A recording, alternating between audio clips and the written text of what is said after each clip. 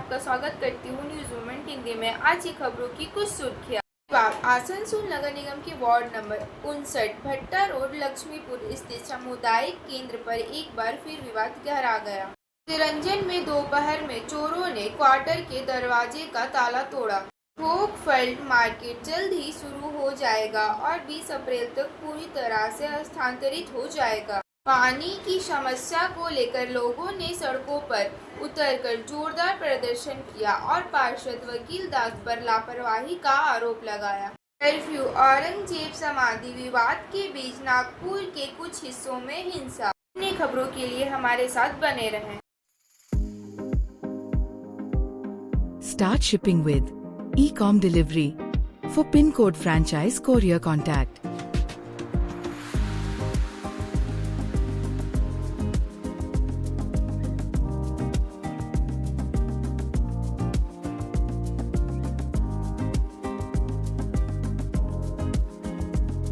Please contact 97740301759319088857 to 7585971093. Please like, share and subscribe and forward YouTube channel News Moment.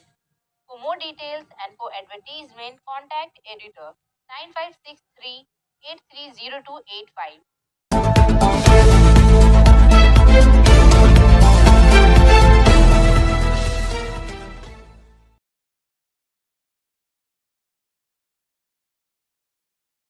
Curfew Aurangzeb समाधि विवाद के बीच नागपुर के कुछ हिस्सों में हिंसा। राज प्रसाद की रिपोर्ट के अनुसार मुगल बादशाह औरंगजेब की कब्र को महाराष्ट्र से बाहर ले जाने की मांग को लेकर भड़की हिंसा के बाद नागपुर के कई इलाकों में कर्फ्यू लगा दिया गया है। 17वीं सदी के बादशाह की कब्र औरंगाबाद में है, जिसे अब छत्रपति शिवाजी महाराज के नाम से जाना जाता है। संभाजी नगर जिला नागपुर के पुलिस कमिश्नर रविंद्र कुमार सिंघल ने भारतीय नागरिक सुरक्षा सहित की धारा 163 के तहत एक नोटिस जारी किया है। इसमें कहा गया कि कर्फ्यू कोतवाल, गणेश पेट तहसील, लक्कड़गंज, पंचपोल, शांतिनगर, सकंदरा, नंदनवन, इमामबाड़ा, यशोधरा नगर और कपिल नगर पुलिस स्टेशन क्षेत्रों में लागू है। अगले नोटिस तक प्रतिबंध लागू रहेगा। पुलिस कमिश्नर ने नोटिस के अनुसार विश्व हिंदी परिषद और बजरंग दल के समर्थक कल नागपुर के महल इलाके में शिवाजी महाराज की प्रतिमा के पास एकत्र हुए। औरंगजेब की समाधि को महाराष्ट्र से हटाने की मांग को लेकर प्रदर्शन किया। उन्होंने नारे लगाए और औरंगजेब की तस्वीर और एक हरे कपड़े घास से भरे में एक प्रतीकात्मक कब्र को जलाया। नोटिस में कहा गया, रिपोर्ट के अनुसार हरे कपड़े को जलाने के अफवाह फैल गई क्योंकि उस पर कई पवित्र श्लोक लिखे हुए थे, जिससे इलाके में तनाव फैल गया। नोटिस में कहा गया कि कल शाम एक खास समुदाय के करीब 80 से 100 लोग हिंसक हो गए। पुलिस पर पत्थर फेंके गए और कई वाहनों में आग लगा दी गई। पुलिस ने लाठीचार्ज और आंसू गैस के रूप में हल्का बल प्रयोग किया। फिलहाल स्थिति नियंत्रण में है। 4 लोग घायल हुए, 1 दर्जन से ज्यादा पुलिसकर्मी भी घायल हुए हैं। हिंसा के सिलसिले में कुल 50 लोगों को हिरासत में लिया गया है। इलाके में भारी संख्या में पुलिस बल तैनात किए गए हैं। वहीं विपक्ष के अराजकता के लिए सरकार को आलोचना की है।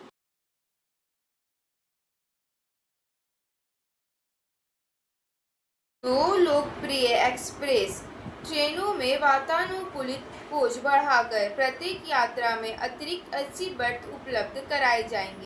एक्सप्रेस ट्रेनों की अतिरिक्त कोचों की बढ़ोतरी एक सत्ता पहल की, जिसका उद्देश्य यात्रियों के लिए समग्र यात्रा अनुभव में सुधार करना है। तदनुसार टिकटों की भारी मांग के जवाब में रेलवे ने अस्थायी आधार पर निम्नलिखित एक्सप्रेस ट्रेनों में अतिरिक्त वातानुकूलित कोच बढ़ाने का फैसला लिया है। 1, 2, 2, 3, 6 पर 1, 2, 2, 3, 5 आनंद विहार मधुपुर आनंद विहार। हमसफर एक्सप्रेस में एक अतिरिक्त एसी 3 कोच जोड़ा जाएगा जो 20-3-2025 से 18-9-2025 तक आनंद विहार से और 21-3-2025 से 19-9-2025 तक मधुपुर से रवाना होगी। प्रत्येक ट्रेन पर अतिरिक्त 80 वर्ष उपलब्ध होंगे। ट्रेन 20 कोचों का बजाय 21 कोचों के साथ चलेगी।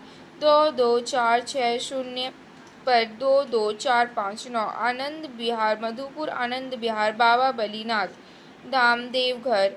हमसफर एक्सप्रेस में एक अतिरिक्त एसी 3 टियर कोच जाएगा। ये ट्रेन 17-3-2025 से 15-9-2025 तक आनंद विहार से चलेगी और 18-3-2025 से 16-9-2025 तक मधुपुर से चलेगी। प्रत्येक ट्रिप पर अतिरिक्त 80 वर्थ उपलब्ध होगी।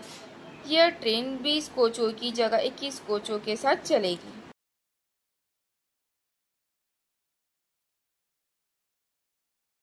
पानी की समस्या को लेकर लोगों ने सड़कों पर उतरकर जोरदार प्रदर्शन किया और पार्षद वकील दास पर लापरवाही का आरोप लगाया।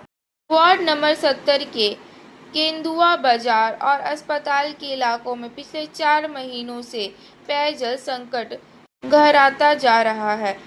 पानी की समस्या को लेकर पार्षद वकील दास से कई बार गुहार लगाया है, लेकिन हर बार सिर्फ आश्वासन ही मिला है। प्रदर्शन में शामिल शर्मिला ठाकुर ने कहा कि हमारे घर में नहाने और पीने के लिए भी पानी नहीं है। उन्हें हर दिन दूसरे वार्ड से पानी लाने को मजबूर होना पड़ रहा है। पार्षद बार बार आश्वासन देते हैं, लेकिन स्थिति जस की तस बनी रहती है। पार्षद की खबर सुनकर पुलिस मौके पर पहुंची, जिसके बाद पार्षद वकील दास ने आकर एक बार फिर जनता को आश्वासन करने का प्रयास किया।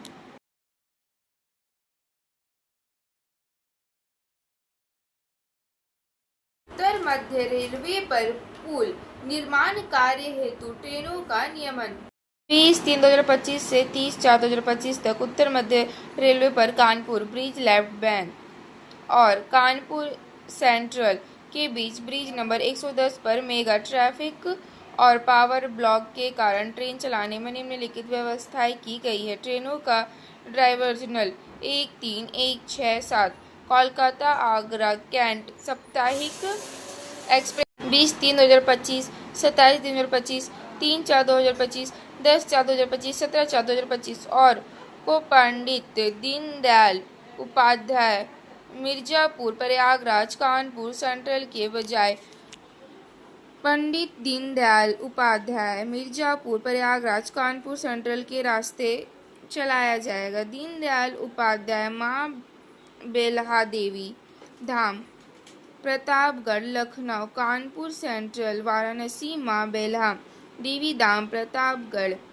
अमेठी गौरीगंज रायबरेली और लखनऊ में रोक के साथ।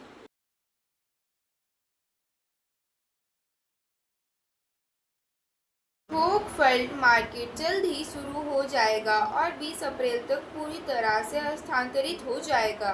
मेयर काउंसिल गुरुदास चटर्जी ने बताया कि पहले चरण में 33 व्यापारियों की पहचान की गई है, जिनकी दुकानों का आवंटन 18 अप्रैल को लॉटरी के माध्यम से किया जाएगा। दुकानों की चाबियां उन्हें 15 दिन के भीतर सौंप दी जाएगी।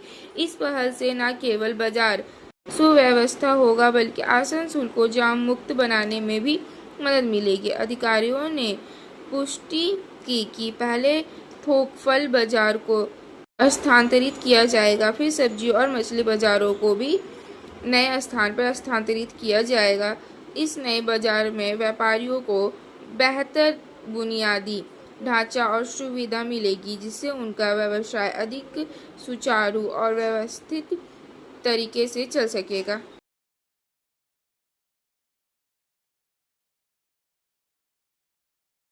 आसनसोल मंडल में माल लदान में उल्लेखनीय वृद्धि दर्ज की। पूर्वी रेलवे के आसनसोल डिवीजन ने 1/4/2024 से 16/3/2025 की अवधि के दौरान परिचालन प्रदर्शन में उल्लेखनीय प्रगति हासिल की है, जो माल और यात्रियों की सेवाओं में उत्कृष्ट के प्रति इसके समर्पण की पुष्टि करता है। यह डिवीजन प्रमुख वस्तुओं के कुशल परिवहन और विश्वसनीय रेलवे संचालन को बनाए रखने के माध्यम से भारत के बुनियादी ढांचे, कृषि और ऊर्जा जरूरतों का समर्थन करने में महत्वपूर्ण भूमिका निभाता है। आसनसोल डिवीजन ने लोडिंग गतिविधियों में उल्लेखनीय 08.34% की वृद्धि दर्ज की, जिसमें कुल माल बुलाई मात्रा पिछले वर्ष की समान अवधि के 50.38 मिलियन टन MT की तुलना में बढ़कर 54.59 मिलियन टन MT हो गई है। यह वृद्धि कोयला, स्टोन, चिप्स, स्टील, सीमेंट, उर्वरक, खाद्यान्न और फ्लाई ऐश जैसे आवश्यक वस्तु के परिवहन से प्रेरित थी। कोयला परिवहन ने निर्बाध बिजली उत्पादन सुनिश्चित कराने की महत्वपूर्ण भूमिका निभाई, जबकि सीमेंट और स्टील जैसे सामग्रियों ने बुनियादी ढांचे के विकास में मदद की और उर्वरकों ने कृषि उत्पादकता को बढ़ावा दिया। आसनसोल डिवीजन के संचालन के प्रत्यक्ष और अप्रत्यक्ष रूप से लाखों लोगों का लाभ मिला। कोयला परिवहन में बिजली की निरंतर आपूर्ति सुनिश्चित होते ही जो घरों, उद्योगों और बुनियादी ढांचों के परियोजनाओं के लिए महत्वपूर्ण है। निर्माण सामग्री की आवाजाही, किफायती आवास और बड़े पैमाने पर विकास का समर्थन करती है, जबकि उर्वरकों की उपलब्धता कृषि उत्पादन को बढ़ाती है, जिससे खाद्य उत्पादन और कीमतें स्थिर होती हैं। टिकाऊ सीमेंट उत्पादन के लिए फ्लाई ऐश परिवहन पर्यावरण के अनुकूल प्रथाओं को बढ़ा देता है। इसके अतिरिक्त कुशल माल ढुलाई, लोडिंग, अनलोडिंग, वेयरहाउसिंग और लॉजिस्टिक्स में रोजगार का अवसर पैदा करती है, जिससे स्थानीय अर्थव्यवस्थाओं में योगदान मिलता है और आजीविका में सुधार होता है। सार्वजनिक लाभ यात्रियों और माल ढुलाई ग्राहकों के बीच विश्वास को बढ़ाता है। उदाहरण के लिए, खाद्यान्नों को समय पर डिलीवरी खाद्य सुरक्षा सुनिश्चित कराती है, जबकि विश्वसनीय यात्री सेवा कनेक्टिविटी को बढ़ाती है और आवागमन को आसान बनाती है। ये उपलब्धि विभाग में समर्पित कर्मचारियों के प्रयासों, उन्नत तकनीकों और रणनीति रूप से अपनाने और ग्राहक केंद्रीय दृष्टिकोण को परिणाम है। आसनसोल विभाग के परिचालन दक्षता बढ़ाने और राष्ट्रीय विकास में योगदान देने के अपने मिशन में दृढ़ है तथा समग्र रसद और सेवा उत्कृष्टता के मानव स्थापित कर रहा है।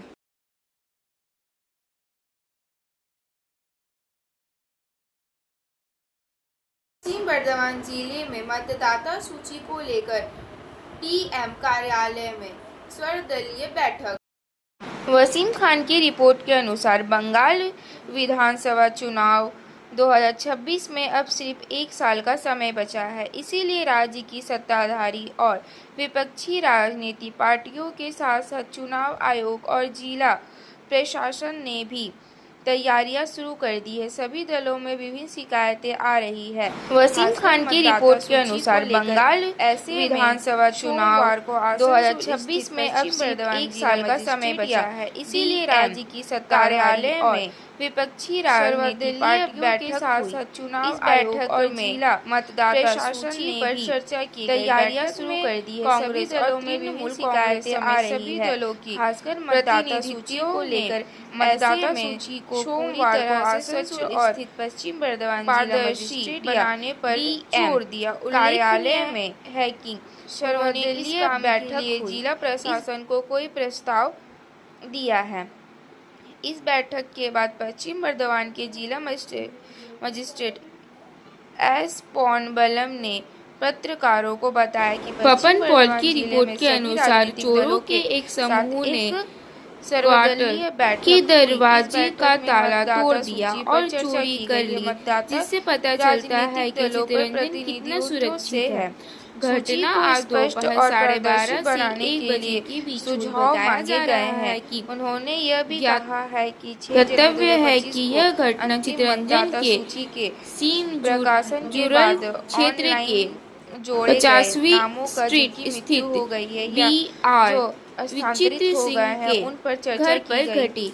इस बैठक के बाद बाबू पश्चिम बर्धमान जिला पैसों से कांग्रेस रेलवे अध्यक्ष पुलिस देवेश बल में चक्रवर्ती और RPF के तृणमूल पद पर कांग्रेस महासचिव कार्यरत आकाश कहा जाता मुखोपाध्याय है ने कि वो कुछ दिनों के लिए यह कहा अपने कि गांव आज चले की गए थे बैठक और से उन्होंने मतदाता अपनी सूची खाली और उसे पूरी पड़ी तरह क्वार्टर से की स्पष्ट और देखभाल पारदर्शी के बनाने लिए के किसी तरीके को पर नियुक्ति चर्चा कर की दिया गई। था। घटना उन्होंने के कहा कि संदर्भ कई में ज्ञात मतदाताओं हुआ के कि नाम आज ऑनलाइन दोपहर भी करीब 12:30 बजे वो व्यक्ति विचित्र पंजीकृत बाबू और के एकत्र किए क्वार्टर में ताला गए हैं। लगाकर यही बाहर कारण चला है गया कि था। 6 जब जनवरी वापस आया तो 2025 क्वार्टर को का ताला टूटा हुआ। अंतिम मतदाता सूची के प्रकाश के बाद भी राजनीतिक दलों के मन में मतदाता सूची को लेकर कुछ सवाल है। इन सवालों का समाधान किया जाना चाहिए। अंकित और इसीलिए वीनू जिन श्रीवास्तव लोगों की में रिपोर्ट के ऑनलाइन अनुसार स्थानीय जमा लोगों का किया आरोप है, है कि इस उनका केंद्र नाम का इस्तेमाल पहले सदियों फाइनल और करने सामाजिक से पहले कार्यक्रमों भौतिक के लिए किया जाता था, लेकिन सत्यापन अब किया जाना चाहिए। इसे तभी मतदाता एक सूची NGO की ने अपने पारदर्शिता कब्जे पर में ले लिया है। सभी को लोगों का आरोप भरोसा है हो। कि यह संदिग्ध गतिविधियां हो रही थी और लोगों को चिकित्सा सेवाओं के नाम पर गुमराह किया जा रहा था। स्थानीय निवासी बलराम बावरी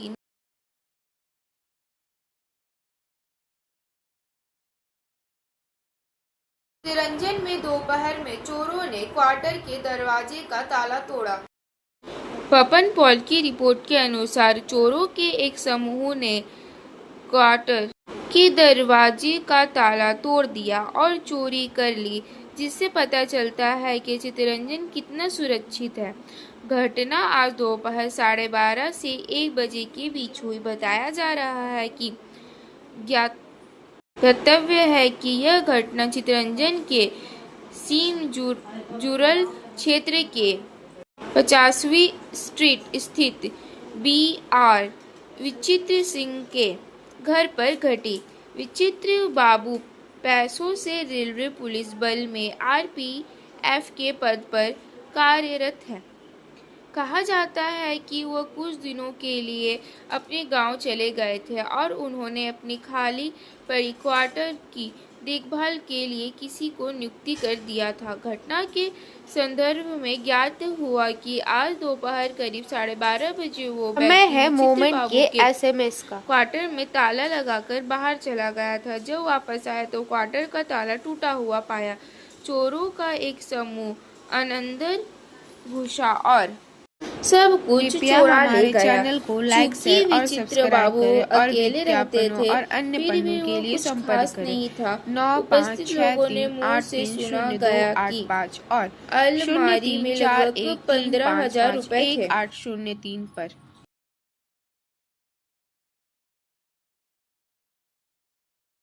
आसनसोल नगर निगम के वार्ड नंबर 59 भट्टा रोड लक्ष्मीपुर स्थित सामुदायिक केंद्र पर एक बार फिर विवाद गहरा गया।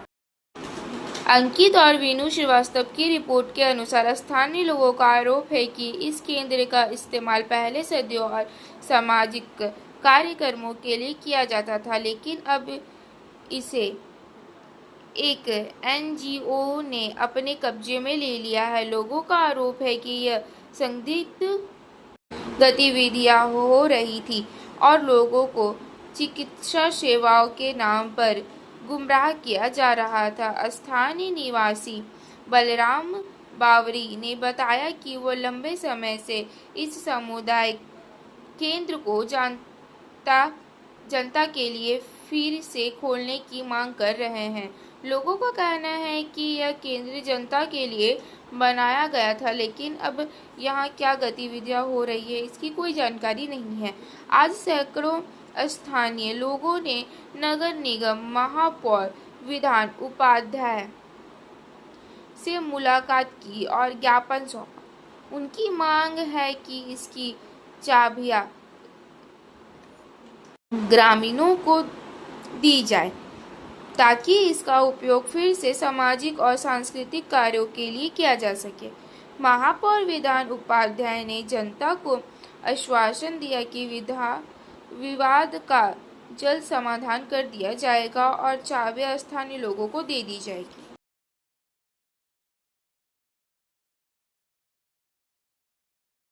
महिलाएं रानीगंज के मंगलपुर इलाके में चोरी की कोशिश कर रहे 2 युवकों को पुलिस ने रंगे हाथ पकड़ लिया और उनकी जमकर पिटाई कर।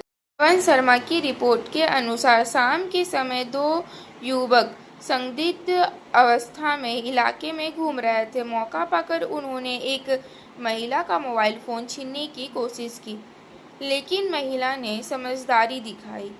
उसने तुरंत जोर से चिल्लाना शुरू कर कृपया दिया, हमारे चैनल जिससे को लाइक, आसपास शेयर की और महिलाएं भी सब्सक्राइब करें दौड़कर और विज्ञापनों वहां और पहुंच गईं। अन्य पन्नों के लिए बिना संपर्क समय करें गवाए उन्होंने 9 5 दोनों 6 चोर 3 को 8 3 घेर 0 लिया 2 और 8 उनकी 5 जमकर और पिटाई शुरू 0 कर दी। 3 4 इस 1 3 घटना में 5 5 1 पूरे 8 इलाके 0 में 3 हड़कंप मच गया।